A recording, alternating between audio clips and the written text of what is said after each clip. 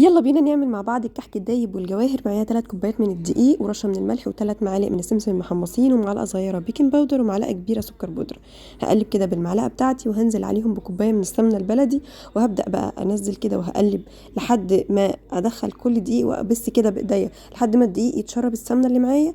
هجيب بقى معايا نص كوبايه من الميه الدافيه ومعلقه صغيره خميره ومعلقه صغيره سكر، وهقلب بقى كده اسيبهم لحد ما يتخمروا. اول ما هتبدا تخمر هنزل بيها على الدقيق بتاعي، وهبدأ بقى ألم العجين بتاعي. مش هعجن، أنا بس بلم العجين. لو حسيت إن العجين لسه قاسي شوية معاكي والكحكة بتشقق معاكي، تقدري تحطي من معلقة لمعلقتين من السمنة لحد ما توصلي الكحكة ما بتشققش معاكي خالص. هبدأ بقى كده أكور العجين بتاعي، وتقدري بقى تعملي بأي حاجة. أنا بصراحة ما كانش عندي منقاش، أنا جبت بظهر سكينة وبدأت أعمل الأشكال دي زي ما أنت شايفة، ليها كذا شكل وبجد طلعت مطبعة وشكلها حلو قوي. تقدري تعملي طبعا الشكل بتاع المنقاش، تقدري تعملي اللي هي سمبوكسات، تقدري تعملي كذا شكل، وبصراحه كله شكل حلو. نفس باقي العجينه بتاعه الكحك هعمل بقى معانا الجواهر. انا معايا هنا عين جمل مكسراه، وهبدا انزل عليه بجزء من العجينه بتاعه الكحك وهقلبه زي ما انتم شايفين، شكله بجد قمر. ولما بيستوي بقى طعمه حاجه كده خطيره.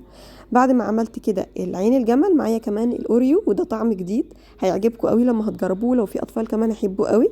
هبدا بقى كده اعمله مع بعض، هقلبه مع الاوريو، وبعد كده هدخله على الفرن. هيكون الفرن متسخن من قبليه على درجه حراره 180، هيقعد من 8 ل 10 دقايق، هياخد اللون الاشقر كده من تحت.